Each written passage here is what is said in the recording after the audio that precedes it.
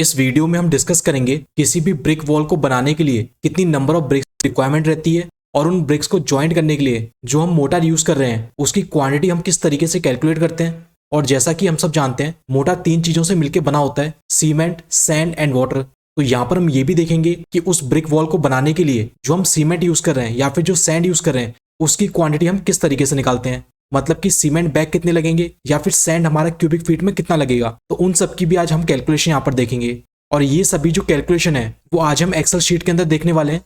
तो जैसा कि आप यहाँ पर देख रहे हैं, जैसे यहाँ पर आप राइट साइड में देखेंगे तो यहाँ पर नोट का पॉइंट भी लिखा हुआ है कि only those values which are marked with red colour have to be changed. मतलब कि जो रेड कलर से जो वैल्यूज मार्क हैं सिर्फ यहाँ पर हमें उन्हीं को चेंज करना है। और यहाँ पर जैसे ही हम उनको चेंज करेंगे तो आपको यहाँ पे नंबर ऑफ ब्रिक्स पता चल जाएगा, क्वांटिटी ऑफ मोटा पता चल जाएगा। इसके अलावा जो क्वांटिटी ऑफ सीमेंट और सैंड है ये भी आपको यहाँ पर ये शीट निकाल के दे देगी। अगर आप इस एक्सेल शीट को डाउनलोड करना चाहते हैं तो इसका जो लिंक है वो आपको डिस्क्रिप्शन में मिलेगा, वहां पर क्लिक करके आप इसे डाउनलोड कर सकते हैं।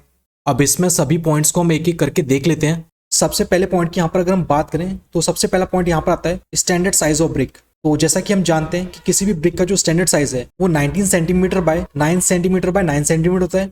मतलब ब्रिक की जो लेंथ है वो यहाँ पर 19 सेंटीमीटर होती है, इसकी जो थिकनेस है वो यहाँ पे 9 सेंटीमीटर होती है और जो हाइट है ब्रिक की वो भी यहाँ पर 9 सेंटीमीटर होती है। तो यहाँ पर फर्स्ट पॉइंट हमारा स्टैंडर्ड साइज ऑफ ब्रिक हो गया।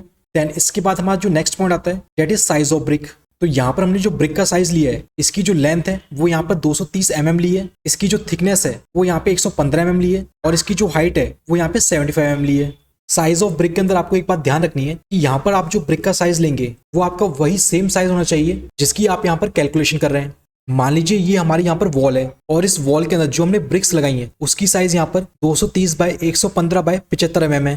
तो इस साइज के हिसाब से यहाँ पर हम नंबर ऑफ ब्रिक्स कैलकुलेट करेंगे। अब वहीं इसके बाद अगर हम बात करें हमारे नेक्स्ट पॉइंट की तो इसमें नेक्स्ट पॉइंट यहाँ पर आता है वेट वॉल्यूम या फिर वॉल्यूम ऑफ वॉल, जो हमने यहाँ पे 1 क्यूबिक मीटर कंसिडर किया है। मतलब कि यहाँ पर हम जो number of BRICS find out कर रहे हैं वो हम 1 क्यूबिक मीटर के लिए कर रहे हैं कि 1 क्यूबिक मीटर की जो वॉल है उसमें हमारी कितनी नंबर ऑफ ब्रिक्स हैं वो हम यहाँ पे कैलकुलेट करेंगे। वॉल्यूम ऑफ वॉल के बाद नेक्स्ट पॉइंट इसमें आता है volume of brick without motor. तो यहाँ पर volume of brick without motor को कैलकुलेट करने के लिए ऑलरेडी यहाँ पर फॉर्मूला सेट कर रखे हैं। तो आपको सिर्फ साइज ऑफ ब्रिक और यहाँ पे जो वॉल्यूम ऑफ वॉल है इनकी वैल्यूज में ही आपको सिर्फ चेंजेस करने हैं और ये जो शीट है वो बाकी की कैलकुलेशन आपको करके दे देगी। जैसे कि यहाँ पर अगर हम देखें तो volume of brick without motor इसकी वैल्यू यहाँ पर 0.00198 क्यूबिक मीटर आ रही है।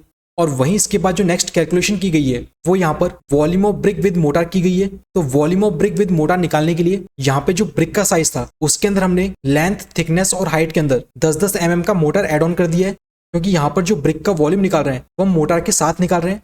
तो यहाँ पर हम 10 mm का मोटार मान के चल रहे हैं और जब हम इनकी कैलकुलेशन करते हैं तो इसकी जो वैल्यू है वो यहाँ पर 0.00255 क्यूबिक मीटर निकल के आती है। देन इसके बाद इसमें नेक्स्ट पॉइंट आता है नंबर ऑफ ब्रिक्स। तो यहाँ पर नंबर ऑफ ब्रिक्स कैलकुलेट करने का फॉर्मूला होता है wet volume by volume of brick with mortar. तो वेट वॉल्यूम हमें ऑलरेडी पता है, मतलब कि जो हमारा वॉल्यूम ऑफ वॉल है जो यहाँ पे 1 क्यूबिक मीटर ले रखा है divide by volume of brick with motor जो हम ऑलरेडी अभी निकाल चुके हैं। तो यहाँ पर जो नंबर ऑफ ब्रिक्स निकल के आती हैं वो यहाँ पर 392 ब्रिक्स निकल के आती हैं। जब यहाँ पर जो ब्रिक की साइज है वो हम ये लेते हैं और वहीं अगर हम ब्रिक की साइज चेंज करते हैं, जैसे कि यहाँ पे जो विड्थ है इसे मैं 230 mm नहीं लेके जो हमारा स्टैंडर्ड साइज ऑफ ब्रिक है अगर मैं वो लेता हूँ, जैसे कि यहाँ पे हमारा 190 mm आ जाएगा। क्योंकि जैसा आप एंड में देख सकते हैं यहाँ पर जो हमें यूनिट लिखनी है वो यहाँ पे mm में लेनी है। तो 190 mm इंटू थिकनेस ये भी हमारी 90 mm आ जाएगी, इंटू हाइट ये भी यहाँ पे 90 mm आ जाएगा। तो यहाँ पर 1 क्यूबिक मीटर वॉल के लिए अगर हम स्टैंडर्ड साइज ऑफ ब्रिक लेते हैं तो उसके लिए जो नंबर ऑफ ब्रिक्स निकल के आएंगी वो यहाँ पर 500 ब्रिक्स निकल के आती हैं। तो यहाँ पर आप इस हिसाब से काफी सिंप्लिसिटी के साथ यहाँ पे नंबर ऑफ ब्रिक्स कैलकुलेट कर सकते हैं। और वहीं अब हम बात करते हैं क्वांटिटी ऑफ मोटार की। तो यहाँ पर क्वांटिटी ऑफ मोटार निकालने का फॉर्मूला होता है total volume minus number of BRICS into volume of BRICS without motor. तो इसकी वैल्यू यहाँ से निकल के आ जाती है 0.2305 क्यूबिक मीटर। और यहाँ पर ये जो क्वांटिटी ऑफ मोटार निकल के आया है ये हमारा वेट वॉल्यूम निकल के आता है। लेकिन जैसा कि हम सब जानते हैं कि जो हम सीमेंट या फिर जो सैंड परचेस करते हैं वो हमारा ड्राई फॉर्म के अंदर होता है। तो इस वेट वॉल्यूम को ड्राई फॉर्म में कन्वर्ट करने के लिए हम ड्राई कॉफिशिएंट से यहाँ पे मल्टीप्लिकेशन करते हैं और यहाँ पे जो ड्राई कॉफिशिएंट हम लेते हैं वो यहाँ पे 1.33 लेते हैं। तो ड्राई वॉल्यूम निकालने के लिए हमारा जो वेट वॉल्यूम आया है उसको हम मल्टीप्लिकेशन कर देते हैं 1.33 से।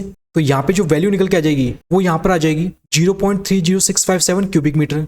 देखिए ये जो शीट है वो आपको ऑटोमेटिकली सभी वैल्यूज प्रोवाइड कर देगी। तो इसमें आपको कहीं भी कोई चेंजेस नहीं करना है, आपको सिंपली यहाँ पे साइज ऑफ ब्रिक डालनी है, वॉल्यूम ऑफ वॉल डालना है इसके बाद अगर आपको क्वांटिटी ऑफ सीमेंट और क्वांटिटी ऑफ सैंड भी निकालना है तो यहाँ पे बस आपको रेशियो ऑफ मोटार को भी चेंज करना पड़ेगा।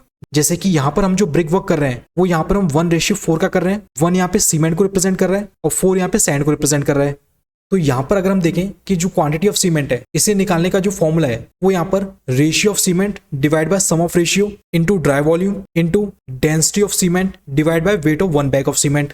तो इन सब की जो वैल्यूज हैं वो यहाँ पर एक्सेल शीट के अंदर ऑटोमेटिकली इनपुट कर दी गई हैं।